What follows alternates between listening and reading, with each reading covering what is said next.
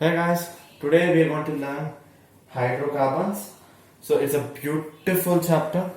So in this chapter mainly we'll learn about the method of preparation of alkanes, alkenes and alkynes and also benzene.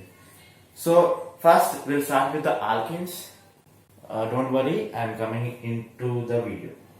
Yeah. So please excuse me for my handwriting because I'm not that good in handwriting on boards. So I hope you'll understand. So hydrocarbons.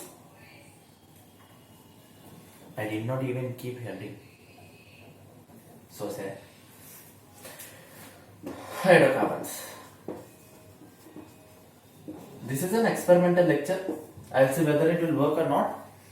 And I'll ask a couple of reviews from my friends as well, whether you're able to understand or not. Let me set the camera. It's not quite good. Yeah. So hydrocarbons. So alkanes. First one we are learning is alkanes.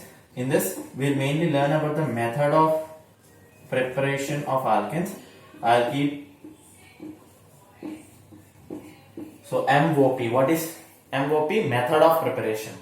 Method of preparation. So what are mainly these methods of preparation is, so how actually the alkanes are prepared. So there are a couple of reactions. There are still more reactions we learn in the upper classes. But now we are restricted towards NCERT and also few reactions outside NCERT as well. So first reaction is halogenation of alkenes and alkynes. Later Woods reaction will come, then Franklin reaction, like that many reactions are there. So first of all we'll start with basics. So what are the basics of alkanes? So you know what is an alkane. So the hydrocarbons which are made up of single bond, only single bond, they are called alkanes. What is the formula of alkane? We know that it is CnH2n plus 2. CnH2n plus 2. So in place of n we can write any number, like n can be 0, no sorry, it's not 0, n can be 1, 2, 3, etc. So we know the examples. If you replace it with 1 we'll get methane, 2 then we'll get ethane, like that methane, ethane, propane, butane, pentane, hexane, heptane, octane, nanane, decane, untac, dodec, like that many will be there. So that is the alkanes part, introduction of alkanes. So examples: methane, ethane,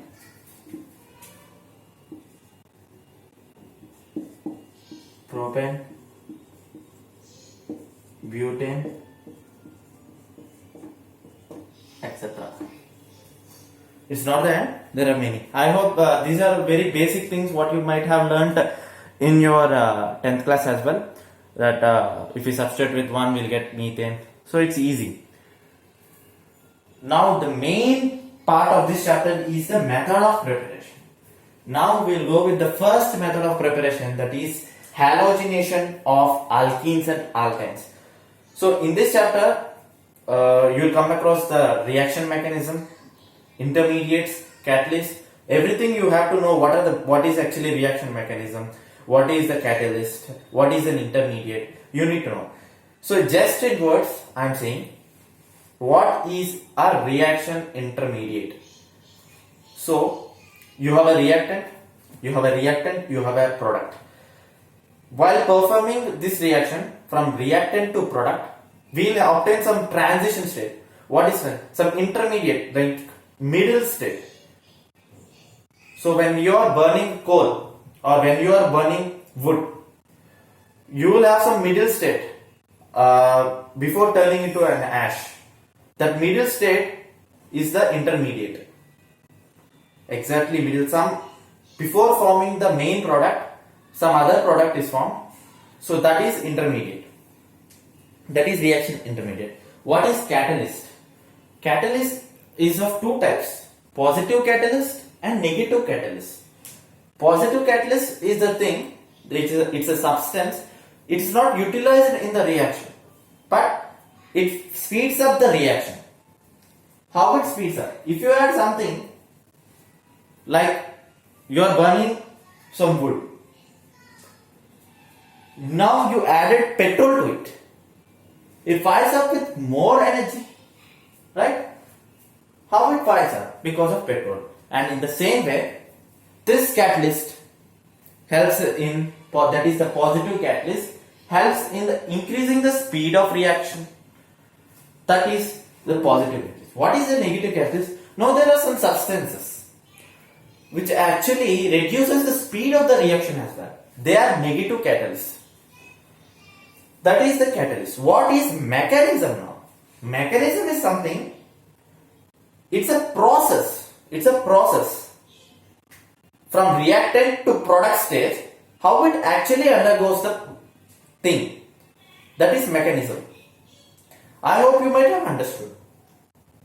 So we'll go with the first method of preparation of alkanes, that is halogenation of alkenes and alkynes.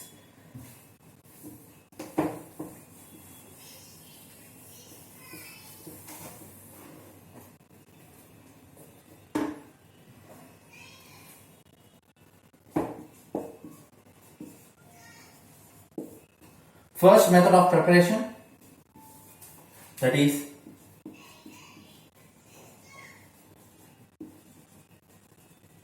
halogenation of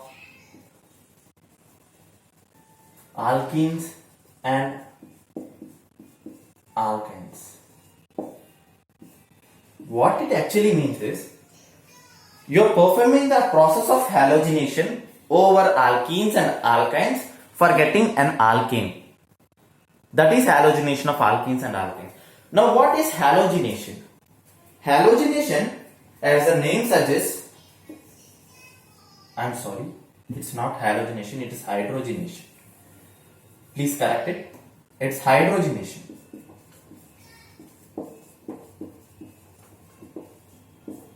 It's hydrogenation of alkenes and alkynes. Now what is hydrogenation?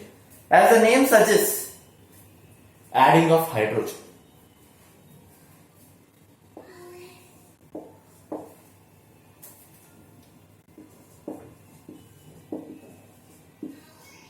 Adding of hydrogen. Now, what if you add a hydrogen? What happens? Now we are going to learn. Let's take an example. You are given with some carbon double bond.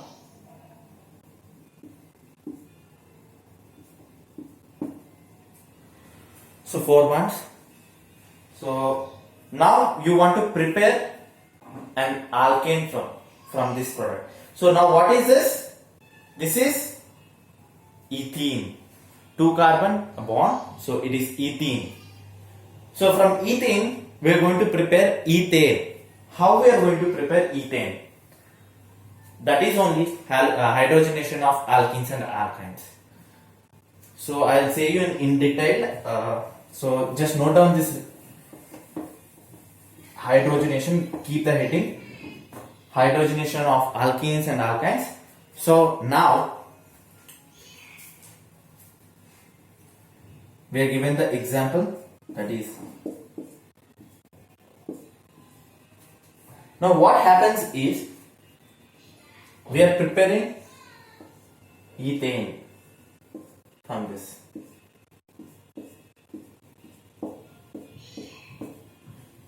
We are preparing this product from this, right? We are breaking this through homolytic bond division. We are breaking this double bond, this double bond. We are breaking this using homolytic bond division. Now what happens is,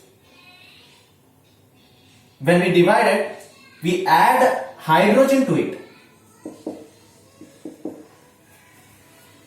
After dividing, we will add hydrogen. This is a simultaneous process.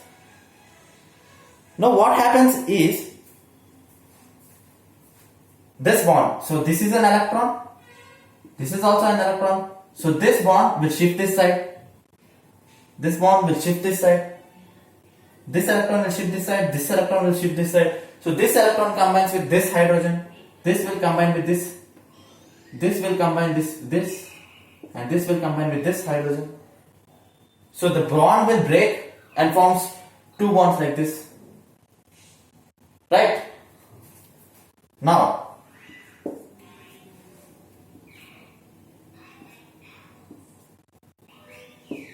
suppose it is like this. We have added the hydrogen to it.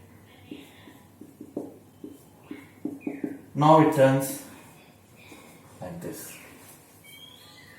So the added hydrogen will attach like this.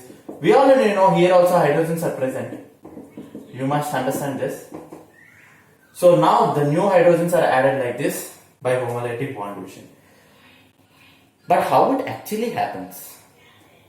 I have said you what is an intermediate. So there are also catalysts. What is this?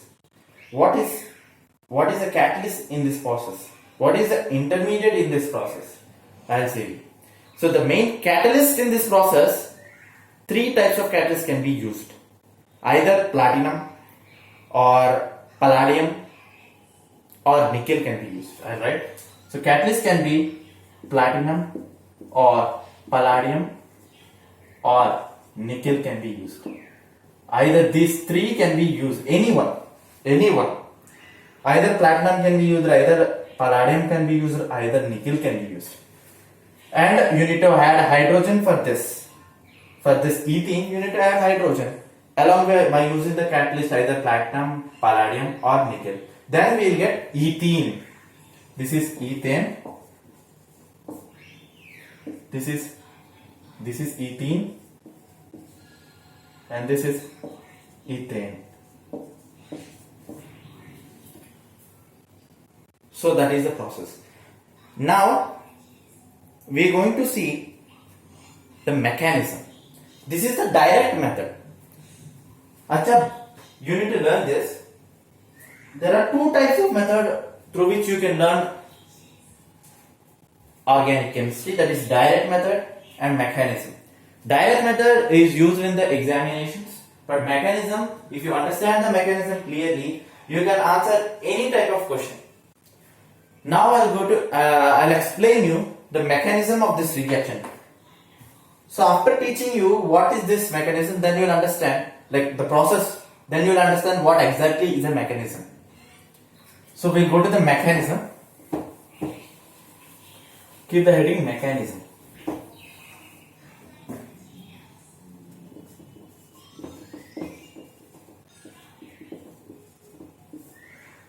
So what is the mechanism of hydrogenation of alkenes and alkynes?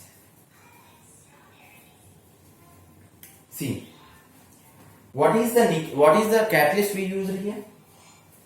Suppose in this reaction we are using, for example, nickel catalyst you are using. So now what happens is, suppose think this, my palm, as the nickel. This is the surface of the nickel catalyst, right? Now two hydrogens what you have added will come and stick to this.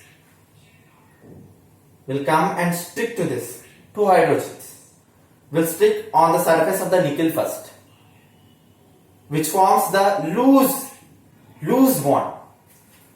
See,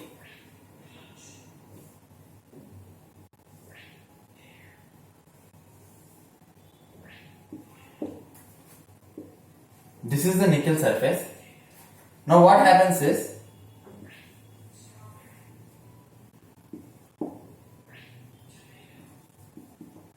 some hydrogen will come and will attach to this, forming loose bonds. Will attach to it. I hope you understand this. This is the nickel catalyst. Hydrogen will come and attach to it loosely. Now what happens is you are adding some ethene.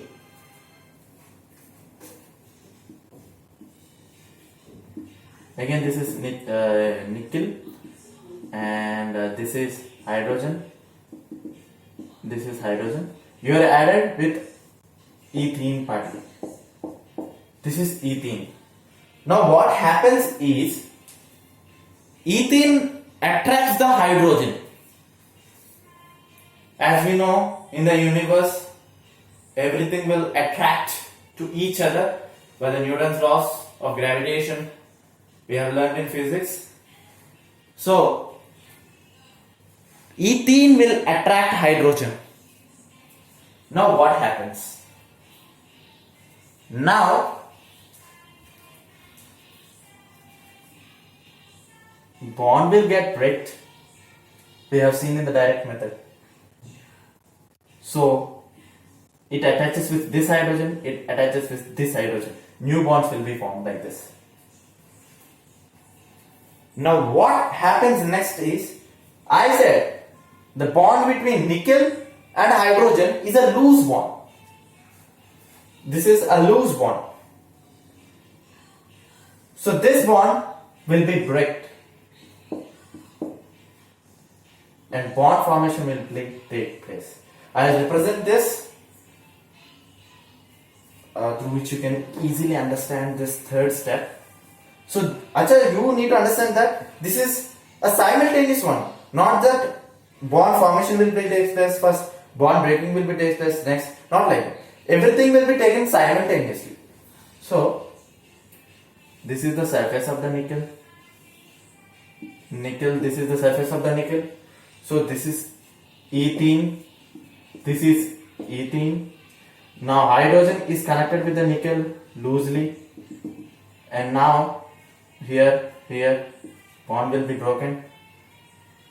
So this is bond formation. BF means bond formation.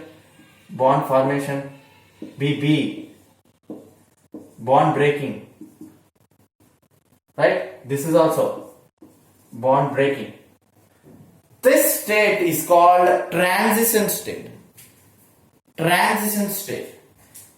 So, like this state remains like this for just less than a second. Like bond formation, bond breaking, just it sticks like this. This is the transition state. Just a second, not even a second. It's a reaction, so not even a second. But we know this is a process. Just sticks once. Like this is an intermediate, but this is not an intermediate. This is transition state. So where you will see bond forming, bond breaking taking place simultaneously. So this is the transition state. This is the transition state. Now what happens next is the final step. Bond will be broken, and the required product will be obtained, that is ethane. That is, this is the nickel. The required product, that is ethane, is obtained. This is the required product. So this is the mechanism. Some important points about the reaction I'll let you know, through which you can answer any type of question from this reaction. So this is the mechanism. I hope you have understood. So as what I have said, catalyst is just used for speeding the reaction, right? And it is not used up in the reaction. And what we have seen in the last, nickel is like nickel, we are getting back it again. So that is the catalyst. So first nickel will come. Now hydrogen will be attached in the second step. This is a loose bond. It can be broken easily. Now after that you will introduce the ethene. Now ethene will attract hydrogen and forms bond with a hydrogen, and bond breaking will be take place here. This entire state is called transition state, and finally we'll get ethane as the product. And in this reaction we know we have used nickel, but we can also use platinum and palladium as catalyst. So the important points about this reaction we will write now. So method of preparation, first reaction is hydrogenation of alkenes and alkanes, through which we can get alkane. And the important points of first one, that is hydrogenation of alkenes and alkanes. कुछ important points हम पढ़ेंगे. First one is important. These are the important points. Important points. Please note down these important points. This is really useful points. So entire subject you will get with this, like entire reaction you will understand. This is in this reaction there will be no intermediate formation. What is an intermediate? We have learned that it can be either a carbocation, carbanion, or carbon free radical. We have learned what is an intermediate. So no intermediate formation will be taking place in this reaction. In this reaction, no intermediate formation will be taken place in this. No intermediate formation will be taking place in this reaction. Now, the second point is it's a 4-member cyclic transition state is formed. So we have seen 4 steps. That is why it is called a 4-member cyclic transition state. MCTS. It's a 4-member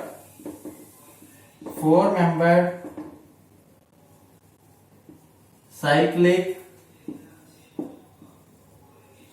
transition state.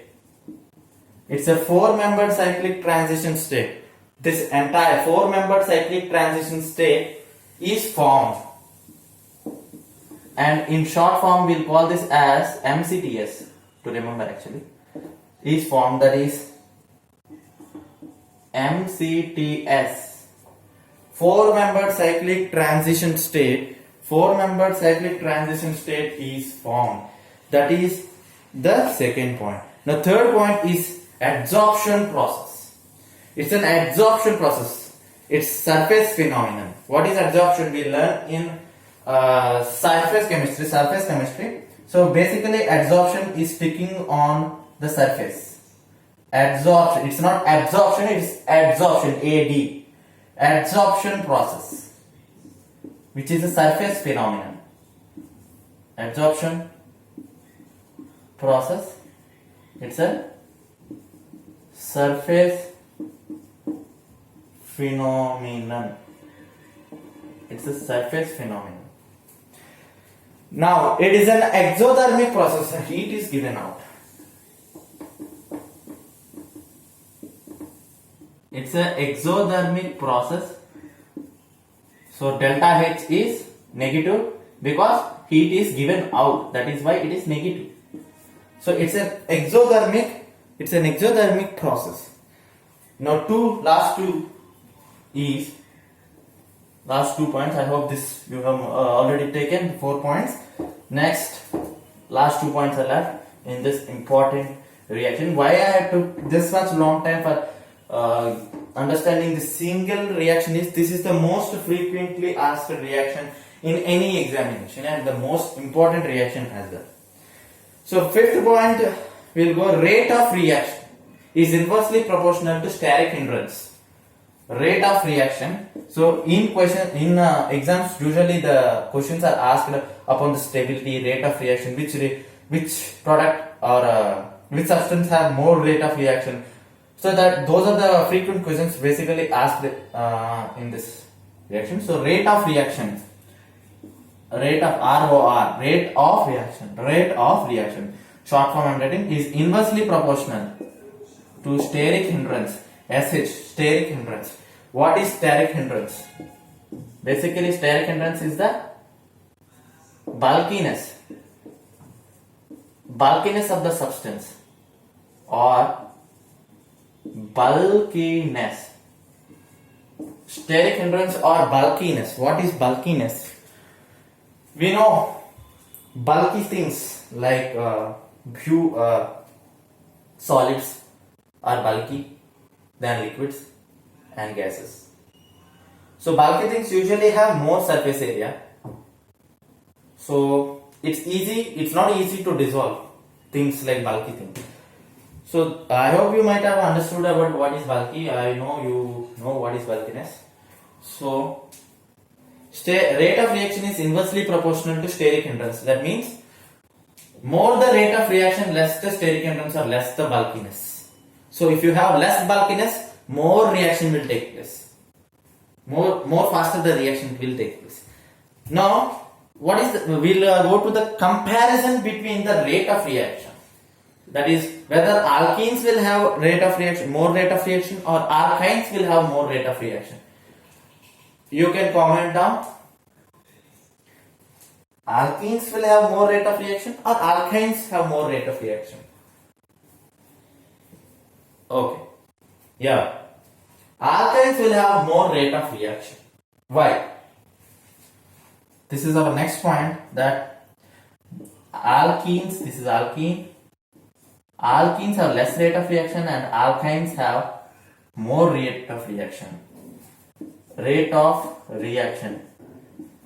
So alkynes have more rate of reaction. Why does alkynes have more rate of reaction? That is because alkynes are flat. They have 180 degrees. 180 degrees. Right? They are linear.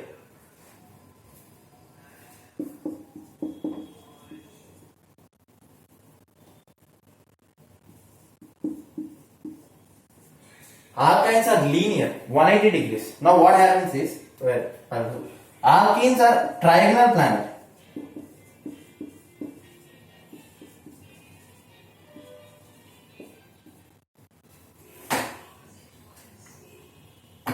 Trigonal planar is 120 degrees, I suppose.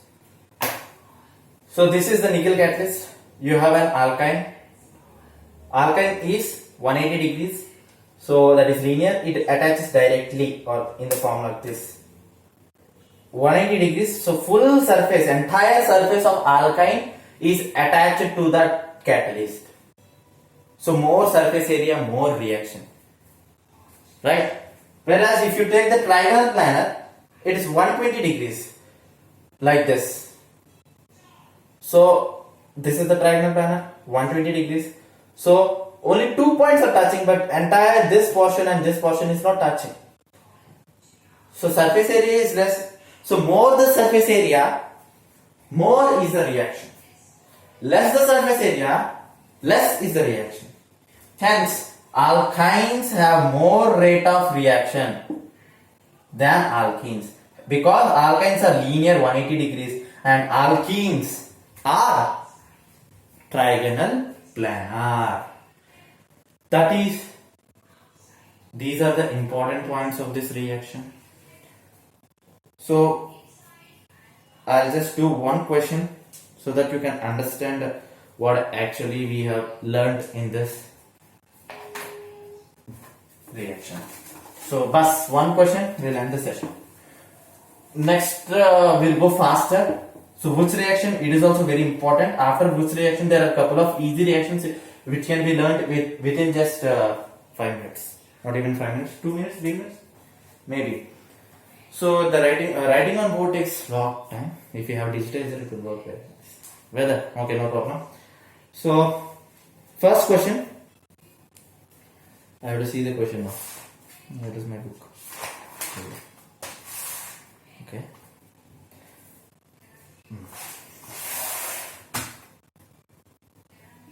Question. One question we'll do so that we can understand. I think you know this bond representation. Bond line. So this is a double bond. So here hydrogen, 1 mole of hydrogen is used and nickel as catalyst. So what is the product? What is the product? Just write what is the product. Now, yeah. I hope you have done. So what happens is, we have learned that homolytic bond division will take place like this.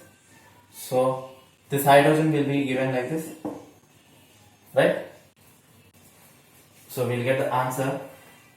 Acha, let me give this option, sir, so that you can, the field will get field. So first option is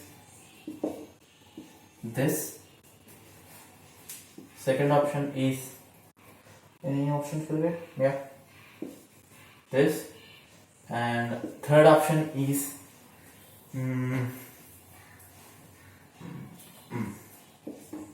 this. D is none of the above. Nota. So this is. So which question? Sorry, which is the answer? We have already done the process. I think you can comment down. I know this is not the live session, but you can comment. So answer is B. B is the answer.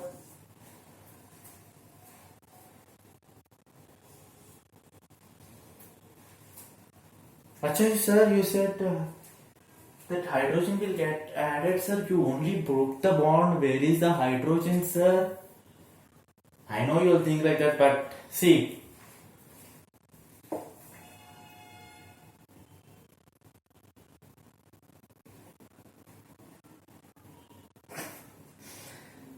So this is a double bond, right?